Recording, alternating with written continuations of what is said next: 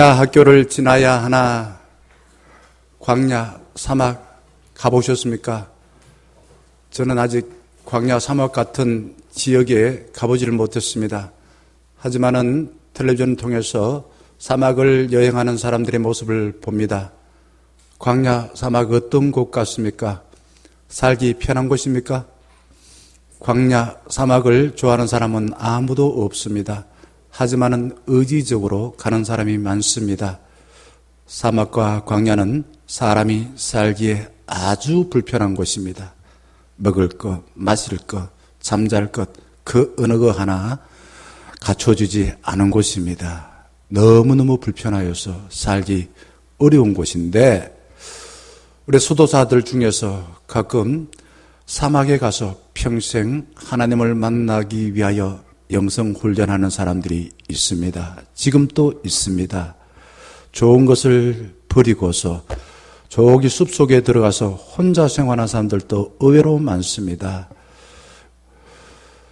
소로우 이런 사람, 윌든이라는 그 글을 쓴 분이죠. 좋은 조건의 능력을 가졌던 사람인데 불구하고 버리고서 숲속에 들어가서 외롭게 아주 불편하게 살면서 하나님의 복을 많이 받았던 것을 그 책을 통해서 말하고 있습니다. 제가 지난 월요일에 인간극장을 보는데 제목이 학교 가는 길이었습니다. 재방송이었죠. 작년에 한 거. 거기에 보니까 79세 할아버지하고 74세 할머니가 나오는데 꼭두 새벽에 전남 영암에 있는 생선가게로 떠났습니다. 두 분은 나면서부터 아주 가난한 집에 태어났습니다. 각각 2살과 3살에 아버지를 여였습니다. 먹고 살기 바빠서 학교 입학 못 해봤습니다. 결혼하여서 가난한 남편은 농사일로 품팔이를 하였고 아내는 생선을 팔아서 3남매를 키웠습니다. 1년이 넘는 동안 자기 이름 석자 하나도 제대로 쓰지 못해서 서러움과 창피를 당했습니다. 74세의 할머니가 용기를 내어서 성인들을 위한 학교에 입학을 한 뒤에 3년이 지나고 또한 남편에게 같이 학교 다니자라고 하여 남편이 함께 학교를 다녔습니다. 반에 59세 담임선생님이 엄마같이 잘 대해주었고 거기에 동생 같은 사람이 친구처럼 따뜻하게 대해주었습니다. 79세의 할아버지가 학교에서 배우는 즐거움에 빠져서 좋아하던 술을 끊었어요. 74세 할머니는 난생 처음 교복을 입어보고 수학여행을 가보고 학교에서 배운 한글을 가지고 자기가 살아온 삶을 돌아보며 시로 적었습니다. 그리고 말합니다. 나 영원히 남기려고 책으로 출판하려고 합니다. 광야 같은 삶을 살았지만 학교에 가서 그의 인생에 큰 깨달음과 기쁨을 얻고서 정말 밝게 살아갔습니다. 연세가 할아버지 79세, 할머니 74세, 어디에 주로 계셔야 됩니까? 주로 가는 곳이 어디야 됩니까? 병원에 들락날락 해야 되는데 배움의 기쁨을 통해서 노부부가 너무나 아름답게 삽니다. 생선가게 보니까 손님들이 어떻게 하면은 이 고기를 정말 잘 살까 생각하면서 손님들을 위하여 고기를 이렇게 진열을 합니다. 손님들이 보기 좋게. 그리고 고기 사고 싶을 대로 그렇게 생각을 하면서 생선가게를 운영하는 거 봤습니다. 제가 예전에 어릴 적입니다. 송아지가 태어나자마자 일어나서 몸에 묻어있는 물기를 털어버리고 엄마 젖을 먹더라고요. 순간적이었어요. 한 30분 지났을까 말까. 이 짐승들은요, 본능적으로 먹이를 찾기 위해서 일부러 뭐 학교 가서 배우고 이런 거 없어요. 안 배워도 자기 일어나고 엄마가 누군지도 알고 그리고 자기도 엄마처럼 나중에 역할을 감당하더라고요. 그런데 또한 대학 다니면서 봤던 리차드 바크의 갈매기의 꿈을 봤는데 좀 이상한 갈매기가 나왔습니다. 대다수의 갈매기들은 그 어부들이 항구에서 고기를 틀고 난 뒤에 떨어지는 고기 대가리를 주워서 먹으면서 잘 지냈어요. 그런데 그 중에 별난 갈매기가 있었습니다. 조나단입니다. 유별나게 더 높이, 더 멀리, 더 빠르게 나는 훈련을 합니다. 대다수의 갈매기들이 왕따를당합니다. 네 유별나게 왜 그런 짓을 하냐? 왕따를당해요. 하지만은 그 다른 갈매기들이 보지 못하는 세계를 보고 싶어서 훈련을 한 것이었습니다. 독수리를 또 보면은 독수리는 자기 새끼가 말입니다. 아래에서 깨어나와가지고 조금 지나고 나면은 이 새끼를 자기 그 날카로운 발톱에 그렇게 끼고서 어디로 갑니까? 산 높이 올라갑니다. 떨어뜨려요. 망물 아래로 막 떨어뜨려 버립니다. 그러면은 이놈의 새끼가 한 번도 날아보지 못했기 때문에 날 수 있습니까? 없습니까? 못 날아요. 그냥 떨어지다가 나중에 내가 퍼득 그러면은 독수리는 손살같이 다시 떨어지는 자기 새끼를 낚아채고서 위로 올라갑니다. 또 떨어뜨립니다. 또 그 다음날 또 떨어뜨립니다. 떨어질까? 땅바닥에 떨어지기 바로 직전에 이렇게 하면서 결국은 독수리는 자기 새끼를 자기 어미처럼 나는 훈련을 시키는 것을 보았습니다. 우리는 어디서 인생을 배우고 계십니까? 학교입니까? 학교 생각해 봤습니다. 우리 학교, 저도 학교 많이 다녀봤는데 먹고 살기 위해서 끊임없이 전쟁하고 옆에 있는 친구가 마치 나의 적처럼 다가옵니다. 친구를 이겨야 내가 산다. 마치 전쟁에 내보내는 군사들을 훈련시키는 것과 흡사했습니다.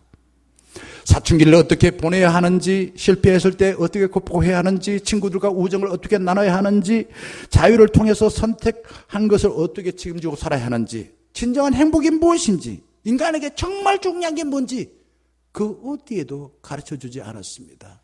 저 개인에게는 세상에서 제일 좋았던 것이 교회였습니다. 집보다 교회가 더 좋았고. 왜? 가난하였고 방 한 칸에 시골에서 5 식구가 살았으니 아마 광야 같았겠죠. 학교, 나름 학교에서도 저는 인정받았지만은 그 학교보다 더 좋은 것이 교회였습니다. 정말 중요한 것을 가르쳐 주었습니다. 꿈을 키워 주었습니다. 잘 놀아 주었습니다. 그런데 요즘 부모들은 자녀를 너무너무 사랑하여서 과잉 보호를 한다. 캥거루족이다. 이렇게 이야기합니다. 자녀가 대학에 가서 과제물을 부모가 대신해주고 학교 점수를 받았는데 마음에 안 들면은 부모가 대신 전화해서 이의 신청해주기도 한대요. 과잉 보호, 사랑은 필요합니다. 그러나 지나치게 하는 것은 내 자녀를 할 수 있는 기회를 뺏어버린다 이거죠. 선택할 수 있고 책임지고 자기 인생을 살아갈 수 있는 기회를 뺏어버리는 것입니다. 그렇게 살고 난 뒤에 자녀가 잘못되면 부모가 책임질 수 있냐 이거죠. 부모가 자녀를 진정으로 사랑한다면 자녀가 스스로 선택하고 책임지고 살아갈 기회를 줘야만 되는 것입니다. 그게 사랑하는 것입니다. 훈련도 한번 생각해 봤습니다. 저희 애는 이제 군에 간 지 2개월 채 안 되었습니다. 훈련소에 잘 마치고 자대 배치 받았어요. 낯선 것 훈련 받는다고 쉽지 않은 것 같아요. 그런데 준성이는 지난주 목요일에 또 우리가 장교가 되기 위해서 훈련 받으러 들어갔습니다. 병과 장교 훈련 받는 정도가 같을까요, 다를까요? 과목이 같을까요, 다를까요? 리더들은 훈련 받는 과목도 다르고 그 정도도 다른 것을 보게 되집니다. 누가 저에게 김 목사 이렇게 하시오, 저렇게 하시오 명령한 사람이 없습니다. 하지만 저는 저의 주인이신 하나님의 뜻을 찾으려고 전문가들은 어떻게 목회하는가, 나보다 쓴 사람은 어떻게 목회하는가 이야기를 듣고 심사숙고하여 고독하게 선택합니다. 그리고는 선택한 것에 대하여 책임을 지려고 합니다. 그게 목사의 마음이에요. 목회를 하면서 이전에 경험했던 것과 비슷합니다. 지난주에 저는 이 자리에서 설교를 했고 또한 사역적 훈련을 했고 한 주도 비슷비슷했습니다. 하지만은 공부하고 훈련하지 아니하면은 과거에 살았던 것을 되풀이 답습을 할 뿐입니다. 그리고 저의 몸은 이전보다 더 약해질 거예요. 더 의지도 약해질 겁니다. 그러니 모든 것이 쇠퇴하는데 이전에 똑같은 상황이라 하더라도 그 같은 상황을 잘 해결할 수가 있을까요? 없을까요? 없어요. 이전보다 더 훈련을 받아야 이전 정도의 목회를 할 수가 있겠지요. 예수를 믿는 사람이라면 성경에서 나오는 중요한 사건들 중에서 출애굽이라는 사건과 광야 40년이라는 사건과 약속한 가나안이라는 것 다 알고 계십니다. 왜 하나님은 그들을 애굽의 종되었던 자리에서 건져내서 곧바로 약속의 땅 가나안으로 데려가지 아니하시고 광야 40년, 힘든 40년을 왜 지나게 했을까요? 저는 그것이 너무너무 궁금했어요. 종되었던 백성들은 다 하나같이 이렇게 바랬을 겁니다. 이 지긋지긋한 파라오의 집에서 벗어나서 이제는 자유시민이야. 우린 자유해졌어. 누구도 간섭할 수 없어. 내가 원하는 거 다 할 수 있어. 그렇게 살길 바랬을 것입니다. 그러나 하나님은 그들을 광야 학교 40년을 통해서 이전에 경험했던 파라오의 노예로 살며 경험했던 나쁜 영향들을 떼내게 하십니다. 그런데 그들은 몰랐어요. 왜 광야? 이 광야 왜 살아야 되나? 이제 나는 얼마든지 자유롭게 살 수 있고 책임지는 사람이 될 거야 라고 생각했지만 하나님은 다르게 생각한 거죠. 생각해 봤습니다. 로또에 당첨되고 난 뒤에 이전보다 나은 삶을 사는 사람이 많을까요? 적을까요?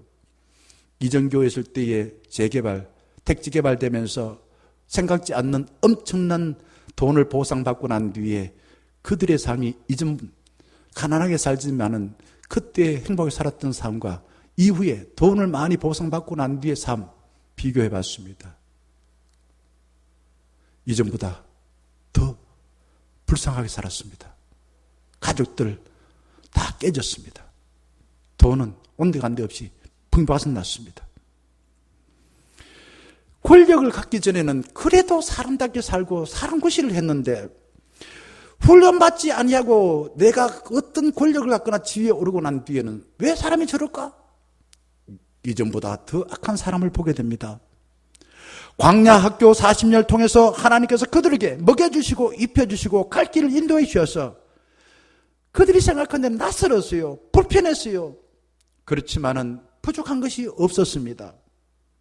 광야 40년을 지나서 약속의 땅 가나안에 올 때까지 주님은 그들에게 자유를 주시고 인내하고 그렇게 부단히 그들을 훈련시키고 있는데 광야 학교를 지내는 그들은 어떻게 했을까요? 하나님께 부단히 과거로 보내주세요. 내 살던 애굽으로 보내주세요. 내가 종되어 살았던 파라오 밑에 보내주세요. 라고 때를 씁니다. 마실 물이 없었을 때 목마릅니다. 과거로 보내주세요. 돌려주세요. 먹을 것이 없을 때 애굽으로 돌려주세요. 억지를 부립니다. 모세가 율법을 받기 위해서 시내산에 40일 동안 있을 때에 그들은 두려웠습니다. 그러니 모세고 뭐고 하나님이 빨리 우리 원하는 대로 안 내려오니까 우리를 인도할 신을 만들자. 황금을 가지고 황금 송아지를 만들어서 마음의 위로를 받았습니다. 이게 인간인 것입니다. 민수기 14장 보게 되면은 약속의 땅 가나안에 정탐꾼이 갔는데 보니까 12명이 보니까 이미 그들은 키가 그냥 거인 같고 최신식 무기를 가졌어. 그런데 왜 하나님께서 우리를 그걸 가라 하느냐?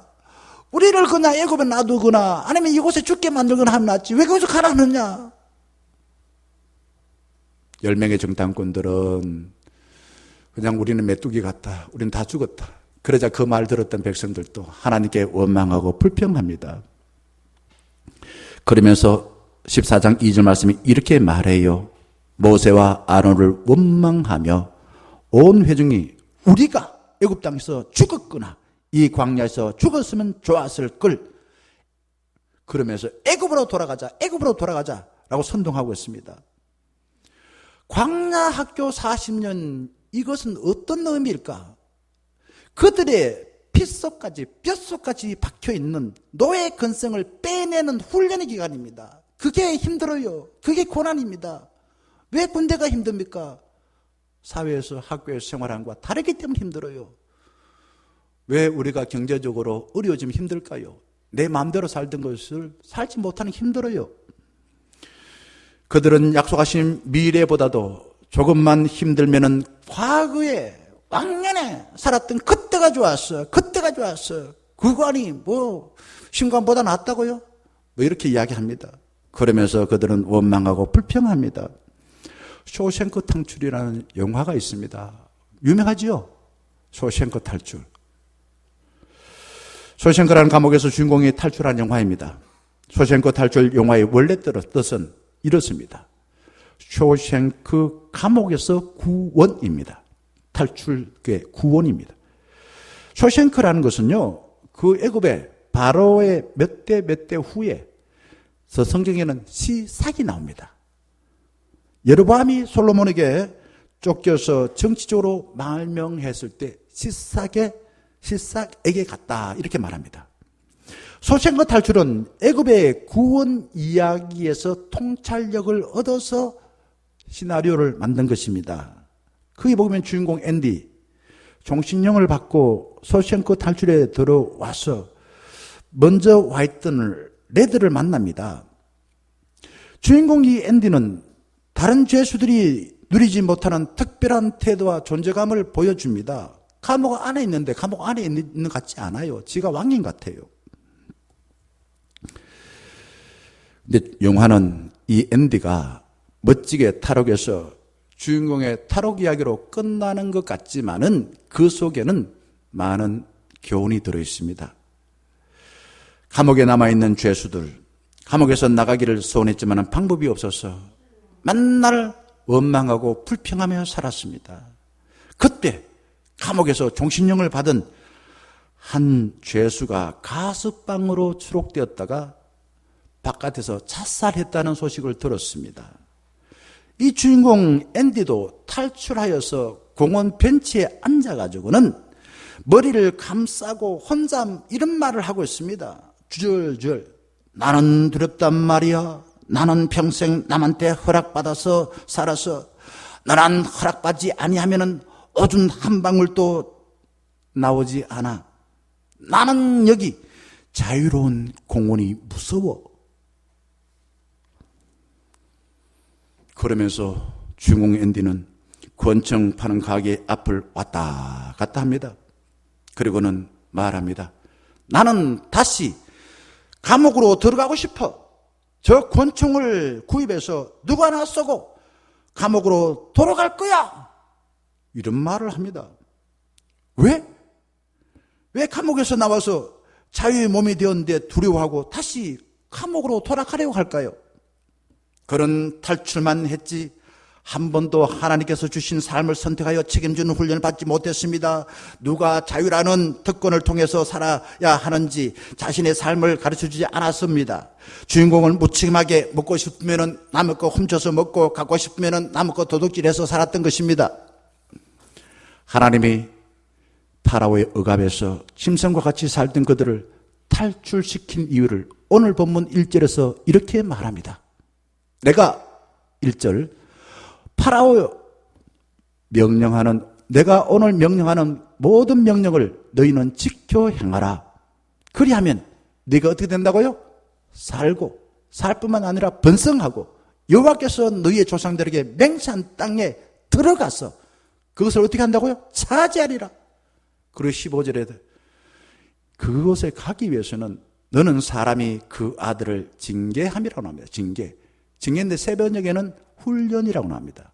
훈련함 같이 내 하나님 여호와께서 너를 징계 훈련하신 줄 마음에 생각하고 지금의 광야 학교 이거는 하나님이 약속하신 그곳에 가서 니들이 번성하게 잘 되고 살아가는데 훈련하는 거야. 내가 너를 사랑하여 훈련하는 거야. 훈련 잘 받아야 그곳에 가서 내가 약속한 대로 살 수가 있어. 이겁니다. 광야 학교 40년을 지나고 난 뒤에 풍요롭고 번성한 땅에 들어갈 수 있다라고 약속하셨습니다. 하나님이 이게 우리를 구원하여서 하나님의 백성으로 삼아 훈련시키는 이유가 있다 이거죠. 왜 우리를 이 교회 예배당에 나오게 할까? 그냥 요즘같이 그냥 온라인 잘 돼 있고 그냥 내가 하고 싶은 건 내가 돈 주면 마음대로 할 수 있는데 왜 우리가 예배 나오게 할까? 저는 많은 이유가 있지만 그 중에 하나가 그렇습니다.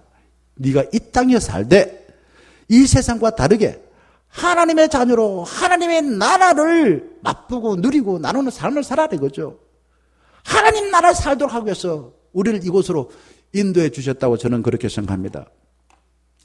약속하신 세상을 생각만 해도 기분이 좋고 어떤 장애물이 있어도 꼭 가고 싶고 그곳에 살고 싶지 않습니까? 약속의 땅에 가려면 이전과 다른 낯선 곳이기에 하나님께서 원하시는 그 말씀, 그 명령을 지켜야 해요. 이게 이제 힘들어요. 그리고 과거 40년 동안 몸에 밴 노예 근성 버리지 못할 때에는 또 그냥 과거에 그곳으로 돌아가서 똑같이 노예처럼 산다는 겁니다. 하는 짓마다 옛날에 그렇게 살았던 노예 근성이 튀어나옵니다. 하지만 하나님은 우리를 사랑하세요. 그래서 출애굽시킨 것처럼 우리를 구원하셨어요. 우리를 십자가에 예수 그리스도를 통해서 사랑을 통하여 우리의 모든 허물과 죄, 노예로 살았던 그 삶을 용서해 주셨어요. 우리가 죄를 지었음에도 불구하고 여전히 하나님은 우리에게 은혜 부어주셔서 우리를 회복하여 하나님 나라의 자녀로 살 수 있는 그 복을 약속해 주셨다라는 겁니다. 이게 복음인 것입니다. 그래서 2절에서 광야학교 40년을 통해 얻을 교훈을 말하고 있습니다. 뼛속 핏줄까지 너를 낮추시며 너를 시험하사 내 마음이 어떤지 그 명령을 지키는지 안 지키는지 알려 하심이라. 무슨 말입니까? 은혜 입을 사람이 되라. 네 마음을 낮추어라. 네 마음을 낮추어라. 예배는 나를 낮추고 하나님 높이는 겁니다. 사람을 대할 때 상대방을 높이고 나를 낮춰야 돼요. 오늘 사역적 훈련을 배우면서도 공감을 이야기합니다. 잘 들어야 된대요. 어려워요. 나를 높이고 싶은 게 인간인데 광야 학교를 통해서 거기에 먹을 것, 입을 것, 마실 것 불편해요. 그러니 나를 낮출 수밖에 없습니다. 겸손할 수밖에 없습니다. 그래서 하나님의 은혜를 입어라. 하나님 은혜 입어라 그러죠. 은혜라는 것은 내 자신이 낮춰져서 제로가 되는 겁니다. 그리고 하나님을 백이 되는 겁니다. 무한대가 되는 겁니다. 그럴 때 은혜를 입을 수 있습니다. 그들은 광야 40년 동안 하나님 없이 자유를 행세할 때 하는 일이라고는 원망과 불평밖에 몰랐습니다. 이게 우리입니다. 이게 우리 실상이에요. 우리는 새해를 되어도 열심히 과거에 실패한 과거의 역사를 되돌리고 있을 때가 참으로 많습니다. 기억해야 될 것을 잊어버리고 잊어버려야 될 것을 기억하고 살아가는 것이 우리 인간입니다. 기억해야 될 게 뭡니까? 기억해야 될 게 뭡니까? 하나님 없이 주 없이 살 수 없네. 하나님 없는 자유, 하나님 없는 권력, 하나님 없는 모든 돈 실패할 수밖에 없어. 그러나 기억해라. 하나님은 여전히 우리를 사랑하여 은혜 베풀어 주시고 다시 세워, 다시 이렇게 세워주신다. 기억해라. 오늘 말씀은 그걸 당부하고 있습니다. 직장을 다니는 것이 얽매여서 싫어. 난 직장 그만둘 거야. 그만둬 보세요. 3개월만 있으면은 왜 나는 이렇게 할 수 있는 일이 없나? 왜 사람들이 나를 알아주지 않나? 또 다시 나를 구속하는 직장에 다니고 싶어 해요. 이게 인간입니다. 방정과 구속을 다람쥐 쳇바퀴 돌듯이 반복하고 살아가는 것이 인간입니다. 잊지 말아야 됩니다. 하나님 도움 없이 풍요, 번영은 내가 바라는 환상이고 욕망이지만은 반드시 죄를 짓는다는 겁니다. 책임 없는 자유는 반드시 혼란을 자초하고 그로 인해서 세상이 시끄럽게 될 수밖에 없습니다. 그래서 그 사람을 욕을 해요. 왜? 자유를 줬는데 무책임하니까. 3절에서 다시 하나님은 모세에게 말합니다. 다시 말해요. 너를 낮추시며 너를 줄이게 하시며 또 너를 알지 못하며 내 조상들도 알지 못하던 만나를 내게 먹이신 이유가 뭔지 아니? 하나님은 그 이유를 이렇게 말합니다. 어디서 많이 들은 이야기 아닙니까? 예수님이 40일 동안 금식한 뒤 사단에게 광야로 이끌려 시험받을 때 하신 유명한 말씀입니다. 같이 한번 읽어볼까요? 그 다음에 시작. 사람이 떡으로만 사는 것이 아니요 여호와의 입에서 나오는 모든 말씀으로 사는 줄을 내가 알게 하려 하심이니라. 아멘. 배고플 때는 우리가 먹을 것만 있으면 살 줄 알았습니다. 그런데 먹을 걸 해고 되니 먹을 것으로 우리 삶이 행복하고 기쁨이 있습니까? 인간은 당장 내 앞에 있는 그 문제만 봐요. 더 큰 걸 못 봐요. 전체를 못 봐요. 주님의 말씀이 내면을 굳게 세우고 삶의 양식이 되고 길라잡이 되게 해라. 그 말씀인 것입니다. 떡이 필요 없단 말이 아니에요. 사람에게 제일 중요한 게 뭔가? 두 개의 기둥을 세워라. 말씀으로 하나님이 우리에게 원하는 삶이 뭔지를 알고, 하나님 싫어하는 게 뭔지를 알고, 기도로서 하나님 뜻을 이루고자 하는 그 교제를 하고, 그래서 그 말씀을 통하여 우리의 삶을 살라. 그렇게 당부하고 있는 것입니다. 4절에서 하나님은 다시 기억하라고 말합니다. 니들이 광야를 지나면서 어떤 삶을 살았나? 40년 동안 네 몸에 옷이 어떻게 됐다고요? 거지처럼 다 헤어졌다고요?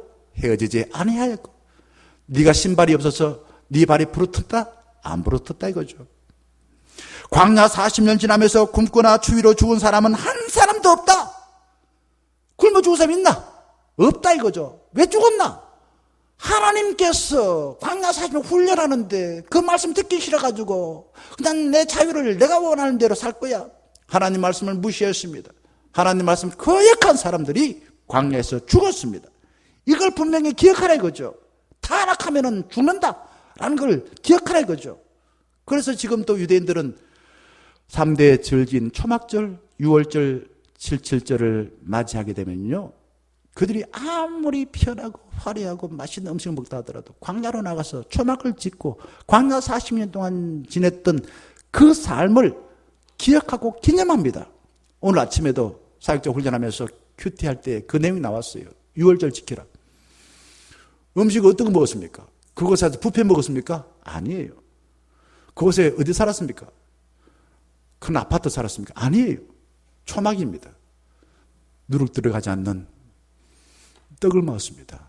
그리고 썬 쑥을, 썬 나물, 나물 있는 맛있는 나물이 아니에요. 썬 나물 먹었습니다. 왜 그럴까요?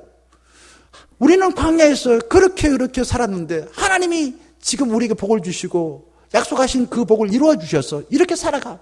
이거를 기억하고 기념하고 하나님의 은혜에 감사하며 살라는 거죠. 힘들 때도 하나님이 너희들에게 먹을 걸 주었다. 그러니 그 먹을 거, 입을 거, 마실 거 걱정하지 말고 내가 원하는 대로만 살아봐라.